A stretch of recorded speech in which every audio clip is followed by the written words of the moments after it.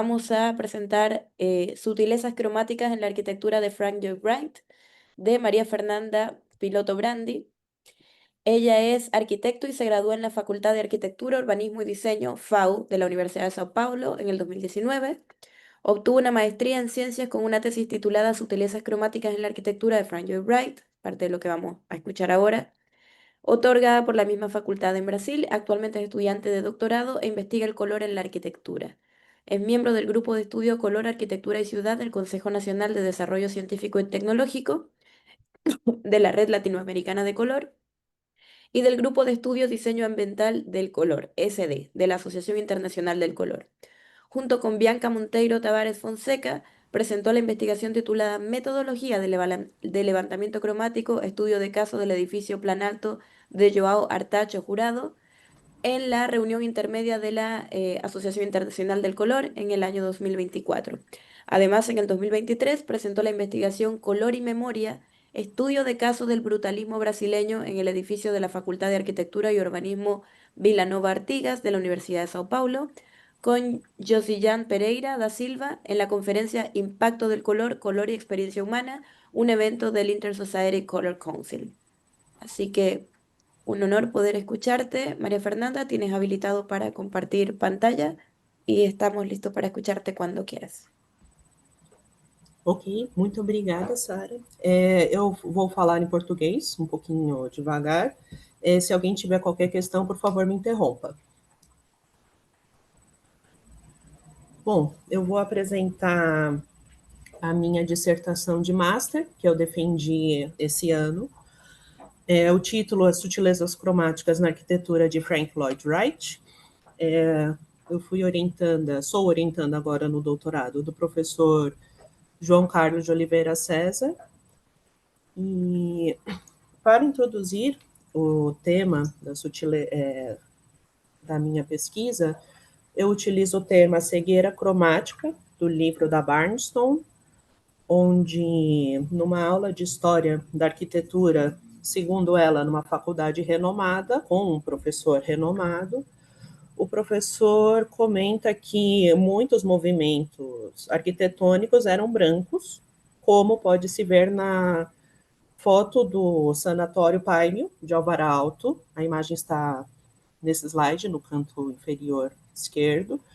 E o professor falava que este movimento arquitetônico era branco, e a Barnstone ficou muito surpresa com esse comentário, pois pode-se ver um piso amarelo, pode-se ver o corrimão em preto e azul, o caixilho ao fundo vermelhado.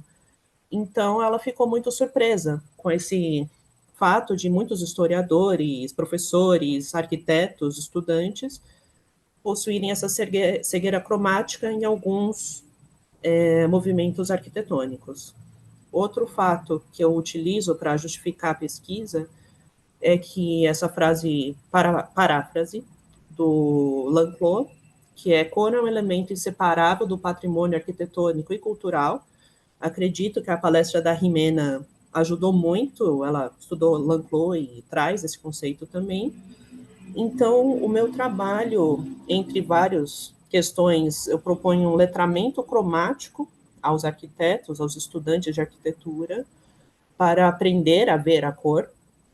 E eu também me debruço na lacuna de que há uma falta de estudos acadêmicos da cor em arquitetos, e principalmente levantamentos cromáticos de suas obras. Eu levantei com a ajuda de um sensor cromático e usando o sistema National Color System, o NCS, residências do Wright que possuíam mais de 100 anos após a sua construção. Então, entra uma questão também de todas as intervenções feitas na arquitetura após esses 100 anos.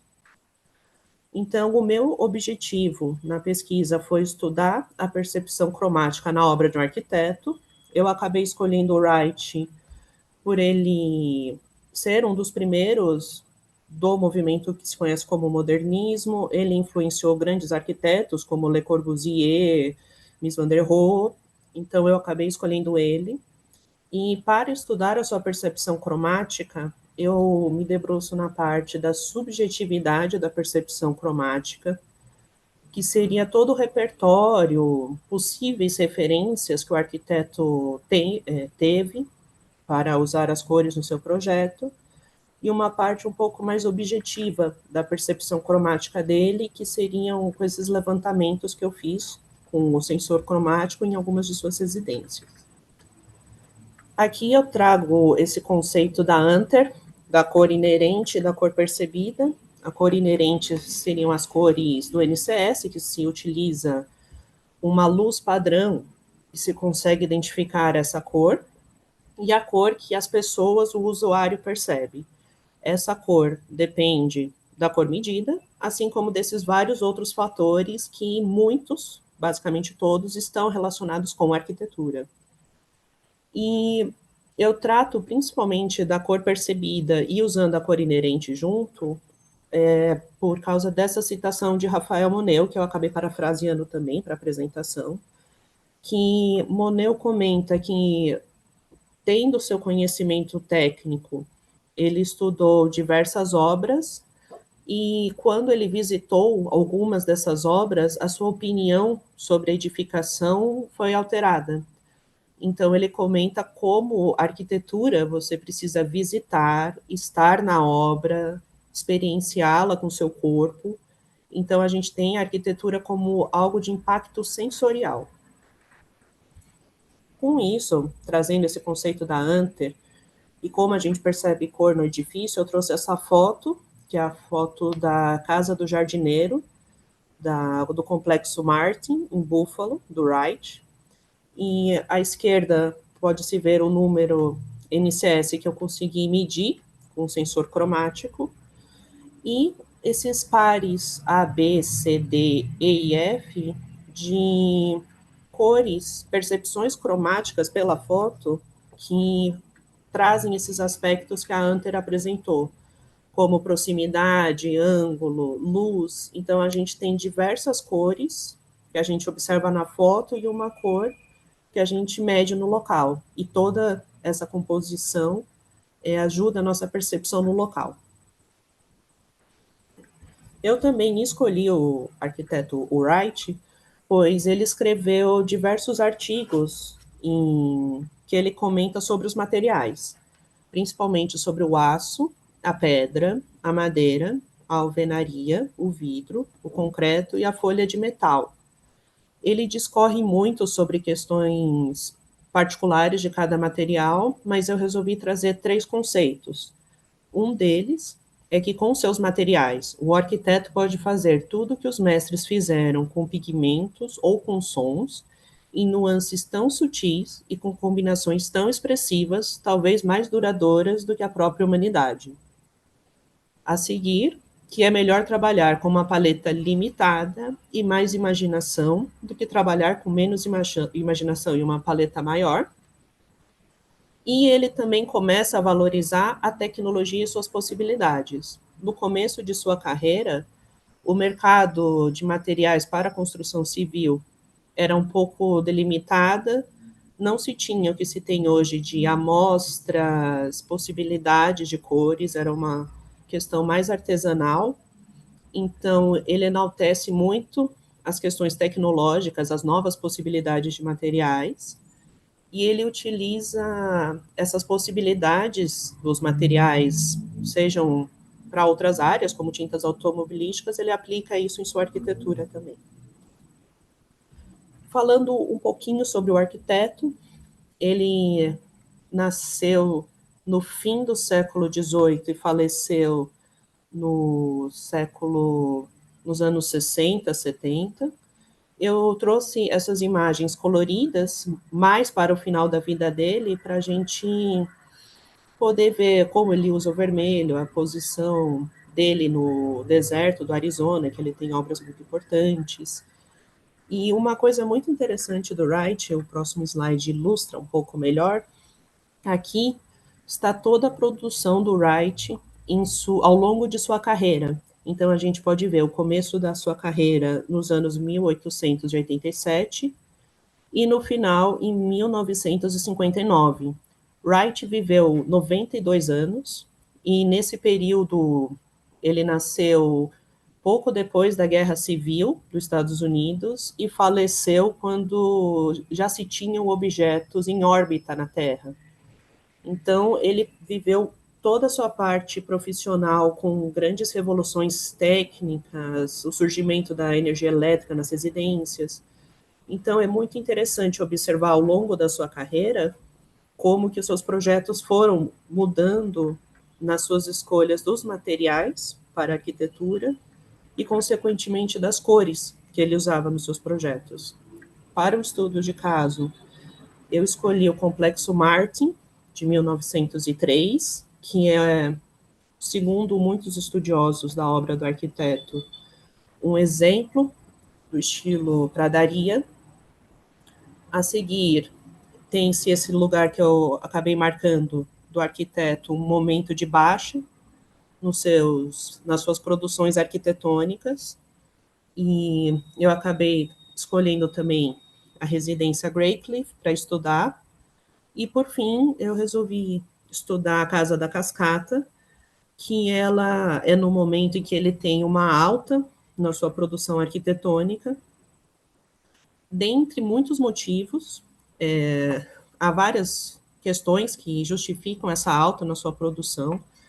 A publicação da autobiografia dele, que foi um texto que eu me baseei na pesquisa, mas a Casa da Cascata também foi um edifício que auxiliou muito no crescimento da demanda dos seus projetos. O Wright, quando nasceu, ele nasceu nas pradarias, que são os campos no estado de Wisconsin, e ele conviveu muito com a família da mãe dele, que viviam no campo, eram agricultores, então ele viveu muito com os celeiros, né, que a gente pode ver aqui nessa pintura do Eric Sloan. Ele tem, o pintor, uma série de pinturas dos celeiros nessa região onde Wright cresceu, e o interessante de observar são as cores desses celeiros, que a gente, em filmes, desenhos, sempre aparece esse celeiro avermelhado, e nas minhas pesquisas isso se justifica pelo óxido de ferro presente na ferrugem de muitos metais nesses povoados, nessas regiões, e eles usavam isso como um meio para preservar as madeiras. E na minha dissertação eu comento um pouco sobre essa cor, que é uma cor favorita do Wright. Agora eu só vou citá-la brevemente, que é esse tom avermelhado um pouco terroso. E ele tem muito carinho por sua época da infância, em que ele cresceu brincando nesses campos, e também de sua mãe, que tem nessa imagem uma foto dela, a Anna Lloyd Jones. Ela foi uma pedagoga muito importante. Ela chegou a visitar a Feira Mundial de Chicago e ela entrou em contato com os presentes de Froebel. Ele, Friedrich Froebel, foi um pedagogo muito importante na Alemanha. Ele fundou o movimento Kindergarten, que seria o jardim da infância aqui no Brasil. E ela descobriu esses presentes e ela presenteou o arquiteto o jovem Wright com esses brinquedos pedagógicos, que cada idade tem um brinquedo específico. O interessante de notar nessa imagem que tem alguns dos presentes é que o primeiro presente que você deixa a criança brincar são essas bolas coloridas, que a intenção é, além das crianças já começarem a ter um contato com cores, eram aprender posições, como aqui, ali, em cima, embaixo, direita, esquerda. Então, o primeiro presente que se dá para as crianças são essas formas arredondadas, essas bolas. E na minha dissertação, nessa parte das influências do Wright, eu me baseei muito no que a Julia Meek fala, que Wright foi um arquiteto que acreditava muito que o seu talento era para estar próximo de um gênio, então era algo divino, tinha uma questão de uma inspiração divina, então dificilmente ele reconhecia suas influências. Ele reconheceu três, a primeira é esse presente de Froebel, eu vou apresentar as duas a seguir. E ela comenta aqui sobre esses presentes, que valorizam os materiais naturais, muito presente na obra do Wright, as cores quentes e terrosas, e como esse brinquedo também faz referência à sua infância no campo, no interior dos Estados Unidos. Em sua biografia, Wright comenta quando esses brinquedos começaram a aparecer em sua vida, que um pequeno mundo interior de cores e formas agora estava ao alcance de pequenos dedos. Então é muito interessante ver em toda a sua biografia como Wright tem quando ele vai descrever alguma memória afetiva muito grande, que ele sempre faz referência às cores. Então dá para ver essa questão do afeto com a cor e também uma relação no pensamento unitarista, que é a religião que ele seguia, e de sua família toda, que acreditam que todos os elementos da natureza estão conectados. Eu gosto muito dessa citação, que é um dos primeiros textos do Wright, em 1908, que a tradução seria Na Causa da Arquitetura, e nesse texto ele já comenta da importância das cores, falando que as cores necessitam do mesmo processo de combinação para se tornarem adequadas ao convívio que as formas naturais exigem. Portanto, vá às florestas e campos para obter paletas de cores. Use tons suaves, quentes e otimistas de terras e folhas de outono, em vez dos azuis pessimistas, roxos ou verdes frios e cinzas do tampo do balcão. Eles são mais saudáveis e melhor adaptados, na maioria dos casos, a uma boa decoração. Então, aqui ele já cita, no começo de seus textos, a importância da cor, chega a dar uma opinião em quais tons ele acha que são mais interessantes para a arquitetura, e o interessante de ter estudado toda a sua obra é ver como ele, assim como Le Corbusier, ao longo de sua carreira foi mudando de opinião, foi amadurecendo, foi entendendo os tons de azuis e roxos e verdes, que ele comentava como algo frio, pessimista, ele acabou usando também. Então, isso é algo interessante ver como um arquiteto começa defendendo, acreditando em certos conceitos, e conforme ele vai amadurecendo no seu projeto, essas concepções também vão amadurecendo. Outra influência dele, a segunda influência dele, foi o seu mestre, Louis Sullivan, um grande arquiteto da escola de Chicago. E o interessante do relacionamento de Wright com Sullivan é que Wright chegou a estudar a gramática do ornamento de Owen Jones, e no próprio livro de Jones, ele descreve, foi um dos primeiros livros de arquitetura impressos em cor, e ele descreve algumas regras, algumas questões sobre cor. Então, Wright teve contato com essas informações do livro de Jones. A seguir, que Sullivan e Wright conversavam muito quando Wright estava trabalhando no escritório Adler Sullivan, e acredita-se que eles podem ter trocado livros. Wright comenta que um lia livro para o outro, e em sua lista de livros, quando Sullivan faleceu, tinha que ele possuía o livro do Chevreul, do contraste simultâneo, e no artigo da Van Garden ela comentou que Sullivan usava muito a técnica do vidro levemente colorido, que seria você ter um vidro com uma película de uma cor aplicada e você projeta, olha um ambiente através desse vidro, e que esse conceito foi aplicado na imagem que a gente pode ver, que é a sala da Bolsa de Valores de Chicago, que provavelmente ele usou um vidro esverdeado,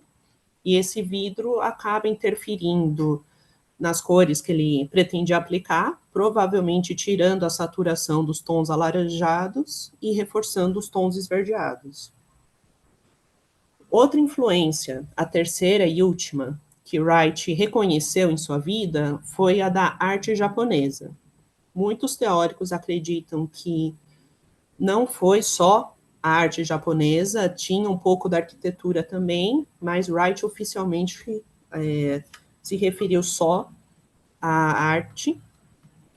E ele, na sua biografia, comenta de um elemento arquitetônico muito importante na arquitetura tradicional japonesa, que é o tokonoma. Ele seria como se fosse uma alcova, um nicho na parede, em que na residência japonesa a luz natural ela vai se filtrando conforme vai chegando no interior, e essa alcova, esse nicho, acaba dando uma penumbra maior para o ambiente. E esse local era um local extremamente sagrado, importante, onde o dono da residência colocava uma escultura, colocava uma pintura, e você sentar em frente a esse nicho era algo de extrema honra. E a partir disso eu li o livro do Tanizaki, Em Louvor às Sombras, que ele comenta que ele não pode deixar de se perguntar como esse metal, o ouro, é capaz de atrair tanta luz em um local tão sombrio. Aqui a gente pode ver na imagem um pergaminho com dourado e como esse dourado cintila na penumbra. Então, em todo o seu livro, o Tanizaki comenta de como se usa o dourado, como esse metal, tanto na laca japonesa, como no miso, uma sopa japonesa, como tudo, tem esse cintilar do dourado, que ele até comenta que não é como os ocidentais usam, de uma forma um pouco mais extravagante.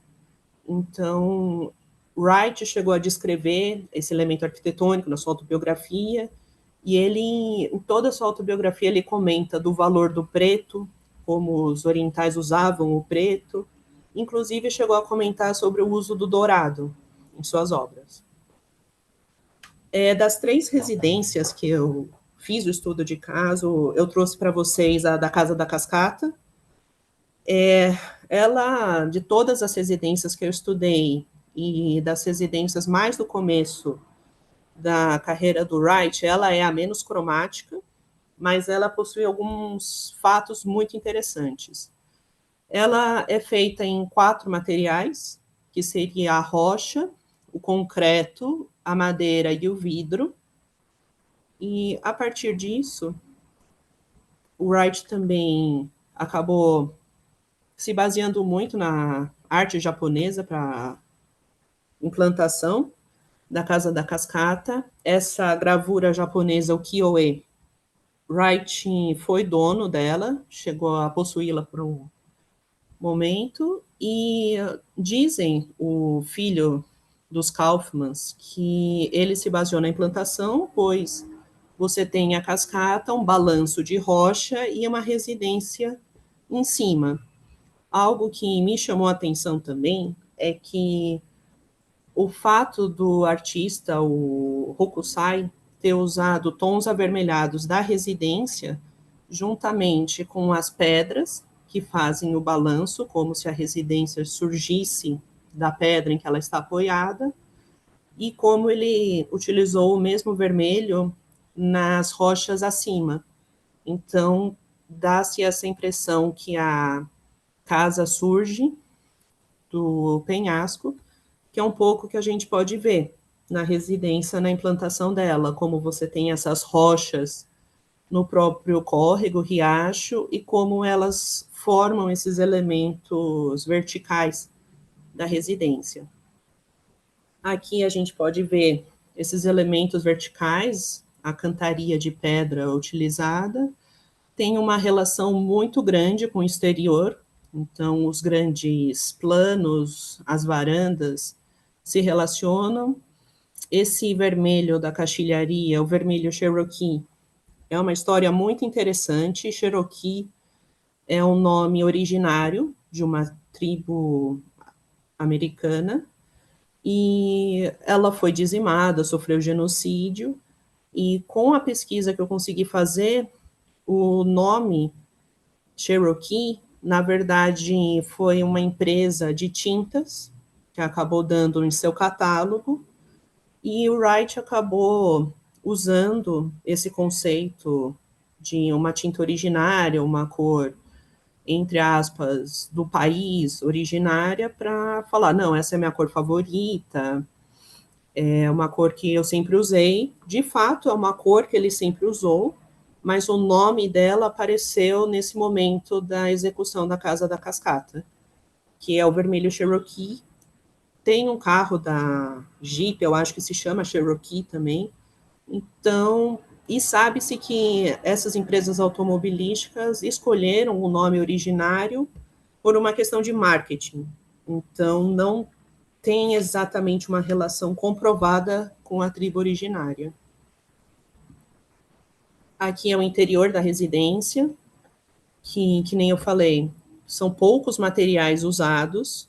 A pedra do interior, ela é polida e, segundo muitos historiadores do arquiteto, e inclusive do filho do cliente que construiu, a intenção dessas pedras serem polidas é para lembrar a pedra molhada do córrego do rio. Então, com uma iluminação um pouco difusa, você tem essa outra forma de se trazer o exterior, de se trazer a natureza para dentro da edificação, que seriam essas pedras. E todo o concreto da residência, tanto do lado de fora como do lado de dentro, é pintado. Em seu texto sobre o concreto, Wright criticava muito o concreto, falando que ele era uma imitação barata e sem graça da pedra, que é uma pedra artificial, valorizava o seu componente estrutural, ainda mais com aço, mas criticava e acreditava que todo o concreto deveria ser revestido. Aqui a gente tem novamente todos os materiais, o vermelho Cherokee que eu comentei no caixilharia e na lareira e nesse isso é essa parte circular é um local para fazer vinho quente, que foi o próprio arquiteto que projetou. E com essa conversa da natureza que o Wright tem, eu trouxe uma foto de uma parede que foi feita na própria residência e a formação rochosa que tem no próprio local. No próprio local tinha uma mina onde eles retiraram as pedras para fazer a Casa da Cascata. Isso é algo muito característico da arquitetura de Wright, que é aproveitar os próprios materiais, sejam terras para fazer os tijolos ou as pedras para fazer a própria construção do local. E também a gente consegue ver as pedras molhadas que lembram um pouco a pedra no interior da residência. Voltando um pouco na questão do concreto revestido, há muitos registros e comentários, até fofocas, que dizem que Wright tinha a intenção de revestir todo o concreto da Casa da Cascata em folhas douradas. Isso realmente é comprovado. Em seu livro, Kenneth Frampton comenta que Wright queria dar uma característica kitsch na residência, mas conforme eu fui pesquisando sobre as suas influências, eu acredito que esse não seria exatamente o caso. Tinha um pouco mais a ver com a arquitetura japonesa que eu trouxe, do cintilar na penumbra. E a Wright propôs para o cliente, primeiramente, as folhas douradas, que o cliente não aceitou, não aprovou. Wright tentou as folhas de alumínio, num tom dourado, que a gente pode ver aqui no texto. Esse texto são as especificações da Casa da Cascata, que eu consegui ter acesso, e o cliente também não aprovou o uso de folhas metálicas. Wright, por fim, quis propor uma tinta com um mineral chamado mica, que ele é encontrado junto com algumas areias, que ele tem um cintilar. O cliente também acabou não aprovando, ele comentou que ele queria uma residência mais simples, uma casa de veraneio, que o dourado não fazia sentido e o cintilar da mica também não. Então, Wright acabou optando por esse tom.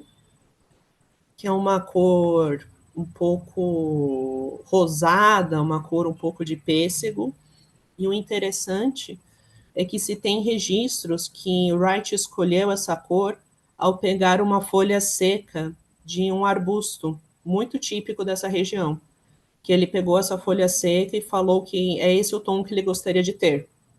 Isso eu achei muito interessante, que uma outra residência que eu visitei, o Complexo Martin, um guia comentou que quando eles estavam restaurando a casa no interior tem uma parte pintada de amarelo, e eles perceberam que era o mesmo tom que eles encontraram no processo de restauração do que uma folha que tinha no quintal. Então, há-se relatos de que Wright poderia ter feito isso, pelo que pesquisadores e outros textos acreditam que isso pode ser provável, que ele pegava elementos da natureza para encontrar também as cores de sua edificação. Sobre o dourado, Wright defendia muito que os revestimentos deveriam ser deixados para sofrer com o tempo, com a chuva e com o sol. Então, eu acredito também que o dourado usado se fosse usado na Casa da Cascata, ele não teria essa presença tão vibrante que a gente espera, que ele teria se tornado fosco e realmente acredito que é um exercício interessante de se fazer imaginar esses elementos horizontais como eles seriam em dourado. Agora um pouquinho mais na parte que eu consegui medir, eu fiz umas fichas cromáticas, onde eu coloco o local, a superfície, o ambiente e o material que eu medi. Coloquei também os códigos NCS, LAB e RGB e REX. Juntamente com eles, eu fiz um mosaico com as materialidades que eu encontrei da residência, para um pouco como uma anotação minha de como que seriam essas cores junto com essa ficha cromática. E com esses dados, eu acabei criando esses gráficos para tentar observar os atributos do NCS de branco, cromaticidade e matiz. O que eu consegui encontrar referente à Casa da Cascata é que dos brancos, os materiais que menos têm brancos são as pedras e o caixilho, no vermelho Cherokee, e a com maior quantidade de branco são essa cor do concreto, dessa folha que ele acabou escolhendo, e na cromaticidade, as pedras são os elementos menos cromáticos, e nos elementos mais cromáticos são os caixilhos e a cor do concreto também. É interessante notar, tanto no branco como na cromaticidade, que a cor do caixilho ela combina com as pedras em relação à quantidade de branco, mas ela combina com o concreto na parte da cromaticidade. Então é uma cor que em um atributo ela conversa com as pedras, em outro ela conversa com o concreto, o que ajuda também a dar um aspecto de uma combinação muito interessante cromática na residência. Dos matizes, a grande maioria está nos amarelos um pouco avermelhados, sendo que a cor que possui 80% de vermelho é esse vermelho Cherokee, e com base nessa leitura dos atributos, é possível compreender como o concreto que Wright tinha pensado em ser dourado, ele trouxe essa luz na forma da quantidade de branco aplicado na cor NCS, e como a gente tem essa relação dos elementos horizontais serem claros, os verticais das pedras terem uma quantidade menor de branco. E algo que eu também achei interessante é quando você olha fora da residência, quando você olha os vidros, eles acabam evidenciando os escuros, a sombra que tem na parte interior da residência, o que acaba deixando mais ressaltado a parte dos avanços, esses diferentes planos. Então, provavelmente o arquiteto também ponderou isso ao escolher esse material, quando você olha a residência de fora, não só de dentro. Bom, eu também analisei as residências como um todo, mas eu resolvi trazer só uma pequena amostra para vocês. E as considerações finais que eu cheguei é que o arquiteto Frank Lloyd Wright utilizava os materiais disponíveis no mercado para exercer a sua criatividade, tanto na arquitetura como na cromaticidade, e é muito interessante observar essa relação com a evolução do mercado, a disponibilidade dos materiais, técnica e tecnologia, como que as suas vivências e inspirações, de forma mais direta ou indireta, definiram as cromaticidades de seus projetos, e como ele utiliza os atributos cromáticos do NCS, no caso, para reforçar ou disfarçar certos aspectos do projeto, que eu acredito que podem ser traduzidos como luz, sombra e penumbra. E, por fim, é isso. Obrigada por... Se tiverem qualquer dúvida ou algo não ficou claro, por favor, me falem. Eu deixei esse QR Code para minha dissertação completa, onde eu falo dos outros estudos de caso e das análises que eu fiz dos 3 estudos de caso junto. Se preferirem, no site tesesusp.br e digitar o título também já está disponível. E qualquer dúvida eu deixo o meu e-mail e acho que vocês também têm o contato no WhatsApp. Muito obrigada.